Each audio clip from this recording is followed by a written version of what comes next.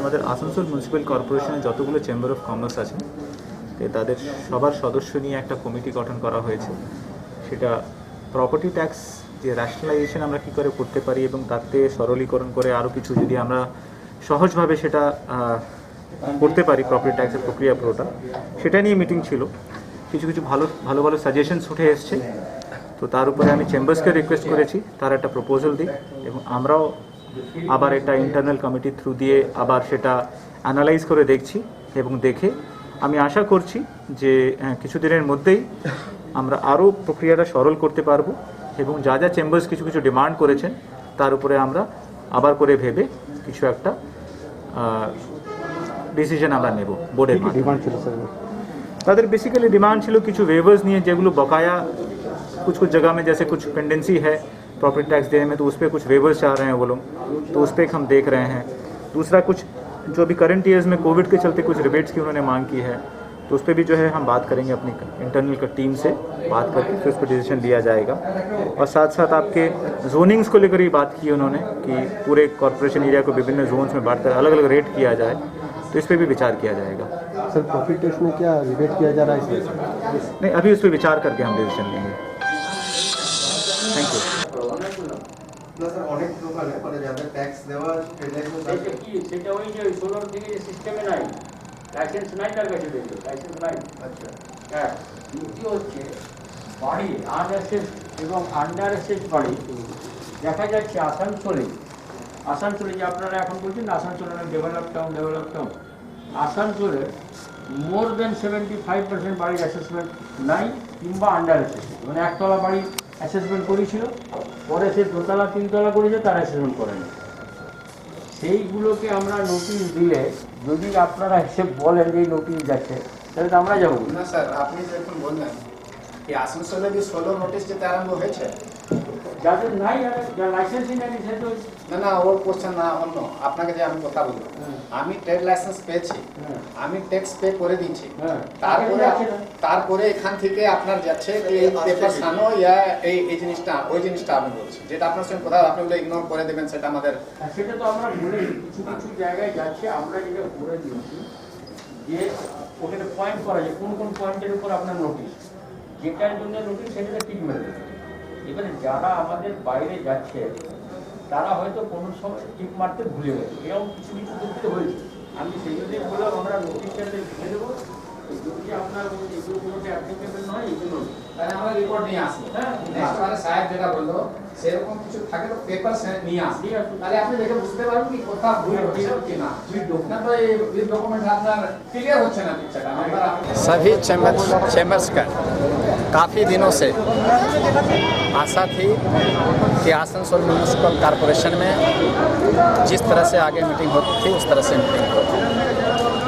हमारे नए सीईओ साहब माननीय श्री नितिन सिंघानिया जी ने एक मीटिंग बुलाई आज प्रॉपर्टी टैक्स को लेकर।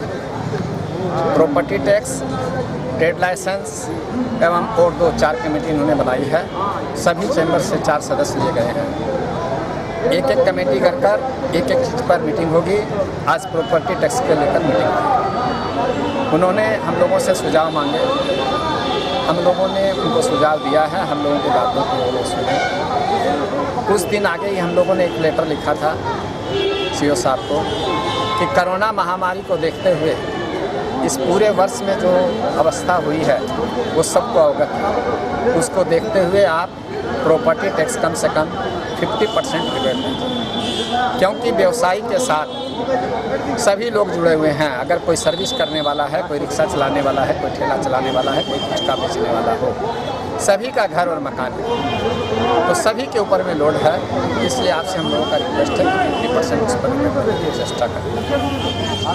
साथ कुछ जगह समस्याएं थी कि 2016 से लोगों ने जब पैसा दे दिया था और टैक्स देने के बाद ट्रेड लाइसेंस भी दे दिया था, किंतु अभी कुछ क्लेम उनके पास जा रहा है कि कुछ भूल चूक है। उनके लिए भी हम लोगों ने इनको अवगत कराया। इन्होंने हम लोगों की बातों को सुना है। सुनने के बाद इन्होंने कहा है कि हम उस पर विचार करते हैं, उस पर हम आप लोगों के साथ काम कर सकते हैं।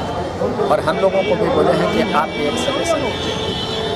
आसनसोल एएमसी बहुत बड़ा एरिया है, बहुत बड़ा अंचल है, इसलिए हमारे रानीगंज के जो सदस्य थे या जामुरिया के सदस्य थे, न्यामतपुर के सदस्य थे, उनका था कि वो आसनसोल से बाहर हैं, 15 किलोमीटर 20 किलोमीटर दूर पर है, इसलिए वहाँ पर कुछ जो है रिबेट अधिक होनी चाहिए। हम लोगों ने वो भी सुझाव दिया है कि सर आपकी जो रेट है उस रेट को आप अपने एरिया में विजिट कीजिए, चैम्बर्स हैं, उस रेट को आप जो है ठीक कर दीजिए। मतलब जहाँ कहीं 2 रुपया है तो कहीं 1 रुपया है तो आप 1 रुपया कीजिए, अगर कहीं 50 पैसा है तो 50 पैसा कर दीजिए। हर जगह 2 रुपया देने में दिक्कत नहीं, 1 रुपया देने में दिक्कत नहीं। रिबेट अगर मिलती है तो वो सेम कीजिए, क्यों रिबेट जो है वो हर आदमी को एक तरह से रिबेट मिले। जहाँ 2 रुपया की जगह अगर 1.5 रुपया है 25% रिबेट है तो उसको 1.5 रुपया मिले, जिसका 2 रुपया है उसको 2 रुपया रेट पर आप देखें।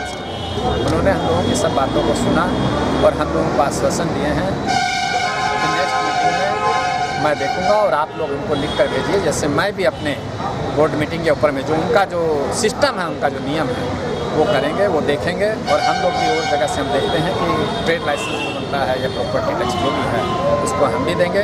नेक्स्ट मीटिंग जो ट्रेड लाइसेंस की होगी तो हमारे ट्रेड लाइसेंस के जो सदस्य हैं वे आएंगे, वो उन बातों को रखेंगे।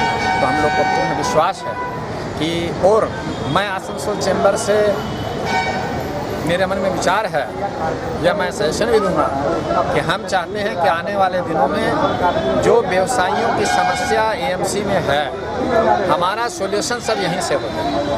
हम अब मीटिंग अपनी संस्था में करेंगे, चैम्बर्स में करेंगे, उनके बाद हम करेंगे कि यहाँ से ही हम लोगों का सब फैसला हो जाए, यहीं पर बुलाया जाए जो भी और उनके साथ में मिले हुए हैं जहाँ जहाँ कोई प्रॉब्लम है।